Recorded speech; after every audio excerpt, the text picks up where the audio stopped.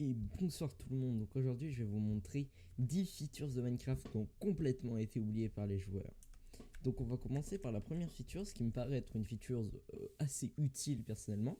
Donc en fait c'est quand vous avez une map, voilà, vous la transformez. Et donc du coup si vous cassez ce bloc là, et bien on a une bannière. Donc cette bannière est renommée checkpoint.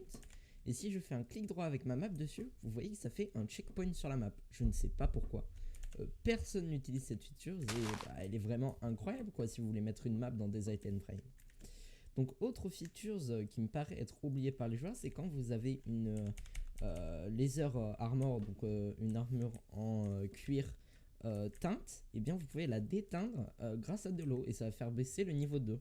Et d'ailleurs vous pouvez remplir cette eau avec des potions d'eau. Voilà, moi j'ai l'impression que personne ne s'en rend compte et ça peut être plutôt pratique, notamment pour transformer une source d'eau en deux. Donc ensuite, autre feature, ce qui me paraît être oublié, et bien en fait c'est ce petit truc, voilà, donc c'est un conduit en fait et ça permet et bien de ne pas mourir dans l'eau.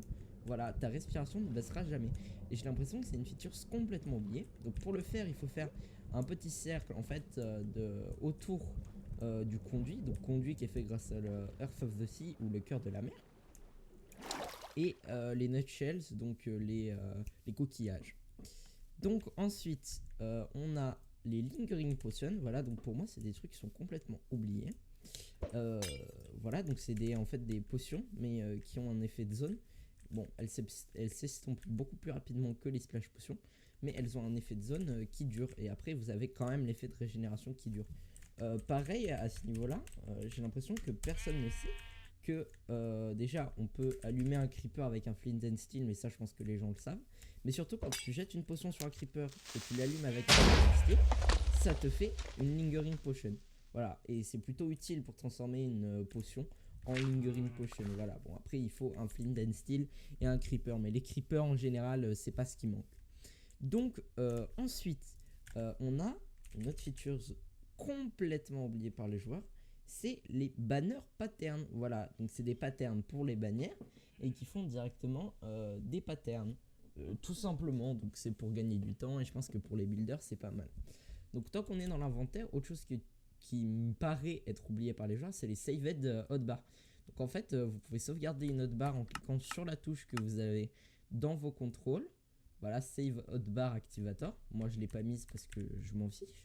Mais pour les builders ou pour les redstoneers, ça peut être plutôt pratique pour sauvegarder des sets d'observeurs comparateurs, voilà, des choses comme ça. Donc ensuite, on a une structure qui me paraît être oubliée. Voilà, donc locate structure. L'igloo, voilà, l'igloo de Minecraft, ça fait un certain moment que je n'en entends plus parler en fait. Voilà. Donc attendez, voilà, donc ça c'est un igloo en fait. Donc l'igloo, il y a une différence quand même entre l'igloo là et l'igloo qu'il y a dans les villages, parce que la différence en fait c'est que si vous cassez ce bloc, vous tombez sur une trappe, vous descendez, voilà, normalement il n'y a pas d'eau, mais là bon, l'igloo a l'air un peu dégueu. Et vous arrivez ici en fait et vous avez l'explication comment transformer un villageois en villageois zombie, et comment du coup refaire l'inverse. Donc bon, il faut utiliser une pomme, mais voilà, vous savez que vous pouvez le faire. Vous avez déjà la potion weakness, la golden apple, et ben voilà en fait, hein, en gros vous pouvez le faire directement. Voilà. Donc autre chose qui me parlait oublié, donc c'est si vous faites un portail du nether, donc obsidienne. Voilà, donc imaginons que vous ayez des éponges mouillées. Voilà, hop, on va dans le nether. Imaginons que vous ayez des éponges mouillées. Voilà, white sponge. Et que vous les mettiez dans le nether, elles vont automatiquement se transformer. Et c'est tellement plus rapide que de les mettre dans un four.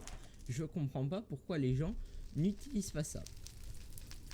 Et donc du coup, la dernière feature, ce qui me paraît complètement oublié de la tête des gens, voilà, je sais pas pourquoi, mais les gens ont l'air d'oublier, c'est en fait quand il pleut. Donc là ça marchera pas, quoique bah si, ça a marché en fait ici. Mais voilà, donc slash weather rain. Voilà, quand il pleut, bah en fait vous pouvez utiliser le trident et ça vous permet de voler dans la pluie. Voilà, donc vous savez sûrement que c'est comme ça que ça fonctionne dans l'eau. Voilà, dans l'eau ça marche comme ça, mais ça fonctionne aussi dans la pluie. Et donc du coup, si vous les ajoutez avec ça une elytra, pouvez vous déplacer à la vitesse de la lumière.